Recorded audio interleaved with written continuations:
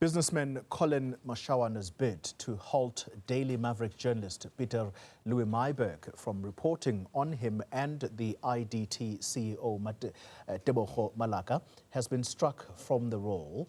He earlier told the court that a video allegedly offering a bribe to Myberg might be doctored. Mashawana claims the reports are defamatory.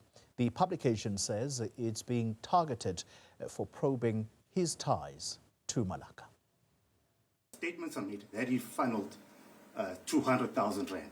That's been made out in the affidavit. Allegations have been made that there is an improper relationship between the applicant and the respondent, and Ms. Malaka. There are images, my lord, which we submit, are doctored images, which contain the applicant together with Ms. Malaka. All right, let's try and get some detail around this now. Veronica Makhoali is in studio with us tonight to explain exactly what the latest is on this story. Veronica, good evening to you. The understanding is that this matter has been struck from the court roll. At least that's what Peter Louis Myberg has tweeted. Do we know that for certain now? Yep, certainly. We know that the judge sitting in the matter, Alex Pullinger, of course, struck the matter off the roll. But this was, of course, after much debate in regards to what circumstances does it take for an interdict in terms of gagging the media, essentially, when it comes to a story. We heard, of course, Collen Mashawana's legal representative speaking about the fact that this probe that the Daily Maverick, of course, has been on for some time now, has, of course, damaged his reputation, saying that there's allegations, of course, that it's also disrupted his businesses. But at the heart of the contention that the court was really struggling with to say, does this warrant an interdict? Is this something that is so exceptional that it would require us, as the court, as the law of the country, to stop and, essentially dabble with the principles of media freedom? We're going to have a listen now just to one of the clips in regards to why it was so difficult as well for the court to come to a point where they believe that this is a matter that warranted an interdict.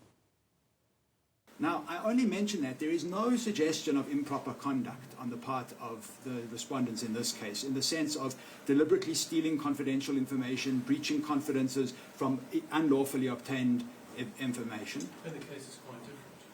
The case is we have no factual basis for how we make this. Precisely so, as the court pleases. And so we would say if those judgments show that the horse is bolted applies even with unlawful conduct, so much more so it would apply in a standard case, which is what we have here, of the media being accused of false publication.